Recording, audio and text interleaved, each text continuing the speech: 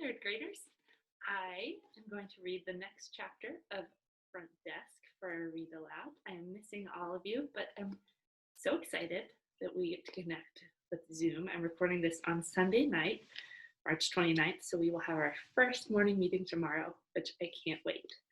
I thought before I get started, I could show you a little bit of what I did over my spring break, since we'll be doing some shares about what we all did. So I'll give you a quick little tour. Here is a puzzle of the Appalachian Trail that I'm working on. It is 750 pieces. I'm not quite done, as you can tell. It's been very tricky. The Appalachian Trail is a hiking trail that runs all the way from Maine, north, down to Georgia, all along the East Coast. And it is one of my dreams to get to hike it one day. It's called through hiking. When you hike the whole thing, it takes about 3 months. I have also been using my mini trampoline a lot. It's a fun way for me to exercise when I'm inside or sometimes on my deck outside. Another thing that I've been doing is relearning how to play viola. I used to play actually when I was your age. I started when I was in 3rd grade and haven't played for a long time, so I am currently reteaching myself. And of course, one thing that we all love to do, I've been doing a lot of reading. This is my 3rd or 4th book for spring break, and I'm almost done. I'll probably finish it tonight. So that's a little bit of what I've been, like I said, I've been missing you guys a ton. I hope you've had wonderful spring breaks though, and I hope you guys are excited to get back to school and learning, as I know that Emily and I are. So for today, we will be reading chapter 58, and let's see how long 59 is. Yeah, we'll do 58 and 59. Chapter 58. We sat in silence, the hot tears pooling in my eyes, Billy Bob's hands balling into fists, and Mrs. Q shaking her head, blinking hard, blowing her nose into a tissue like someone had died. Because in a way, that's what it felt like. Our dream had died. "This is bull," Hank yelled. He looked madder than I'd ever seen him before. Madder even than when he threw that mean guy out of the motel. "It's okay," I said softly. "No, it's not," he bellowed. He got up and walked across the room. "How could they do this?" Maybe what I wrote just wasn't, a lump in my throat became a boulder. Just wasn't that good. They slithered in like eels. "You're a bike. The other kids are cars. You'll never be as good as the white kids in their language." I tried to stop it, but it was no use. Doubt came through in every pore. Hank shook his head. "You know what? I'll bet the whole thing is a scam," Hank said. "They're probably not even giving away a motel. They just wanted the money. Probably thought $300 is nothing to people. They don't know you sold your lucky pennies." My dad's face plunged. You sold the lucky pennies?" he asked. He looked away immediately, but there was a second in which I saw into him crystal clear. I saw his hope fade away. "We'll help you find new ones," Hank said, looking around at the other weeklies. "We'll all look, won't we?" The weeklies instantly started digging into their pockets for loose change. "No, it's fine," my dad said. "I'm fine." Later that night, the weeklies went back to their rooms, and I sat with an emptiness that was almost unbearable. I went out the back to look for my dad. I found him sitting by himself in the laundry room. "Hey, Dad," I said. He looked up at me, his eyes pink and moist, like he'd been crying. "Hey, sweetheart," he said. He quickly dabbed his eyes with the towels. "I'm sorry I sold our lucky pennies," I said to him. I told myself I wasn't going to cry, but the tears came anyway. My father pulled me into his arms. "Hey, no, it's okay. You win some and you lose some," he said, kissing the top of my head. "But I always lose some."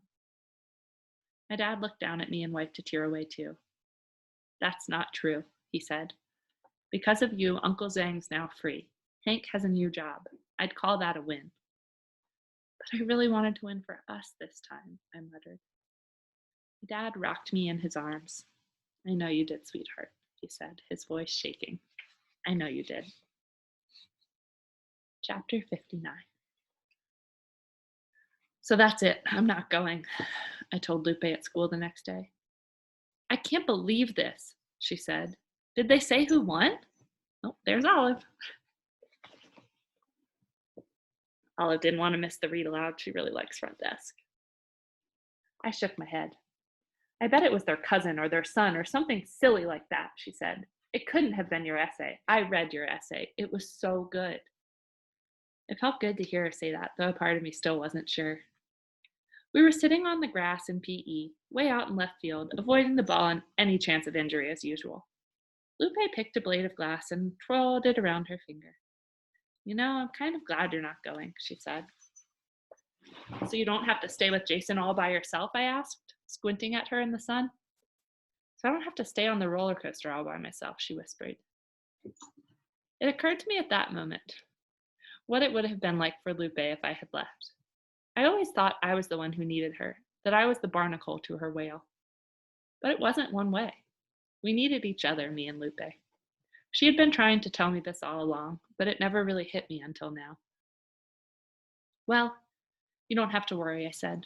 I'm not going anywhere. Lupe smiled at me.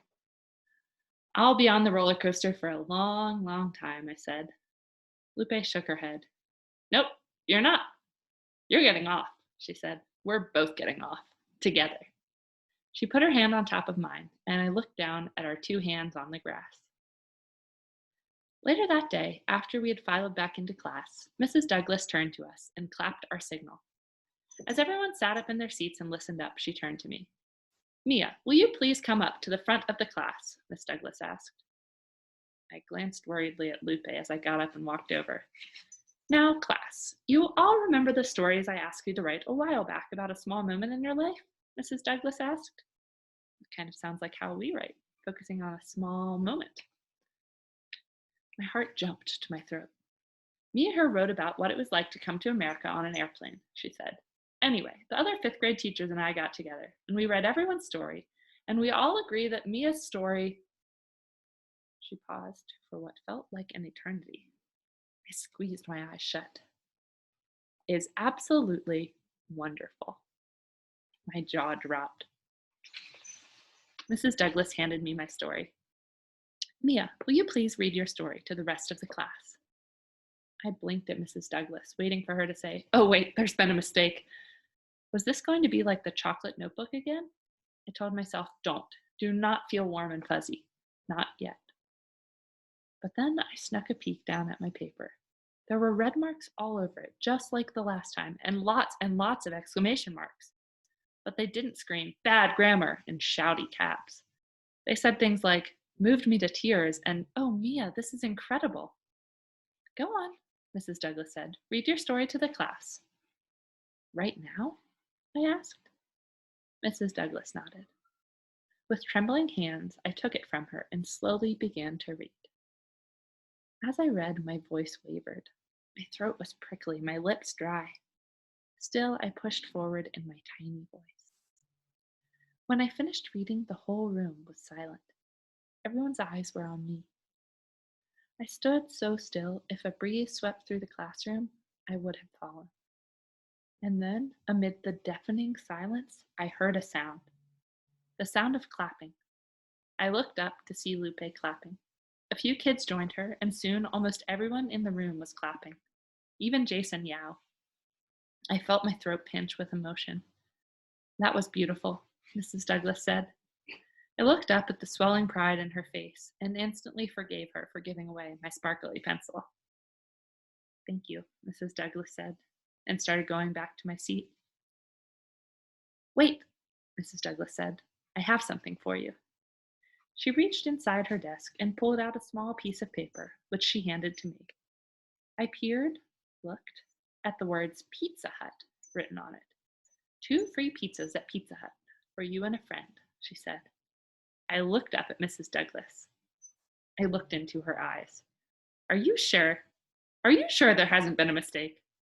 When enough time passed and I was finally sure she wasn't going to take it away, I looked over at Lupe. Her eyes sparkled with excitement. And that is where we will pause. We are coming up to chapter 60. And let's see how many chapters. There's only 67 chapters in total, so we're very close to the end. So make a prediction about what you think might happen in these last 7 chapters of the book. What do you think will happen for Mia, for Lupe, for Mia's family? And until we read next time, or see you in another Zoom, have a wonderful rest of your day.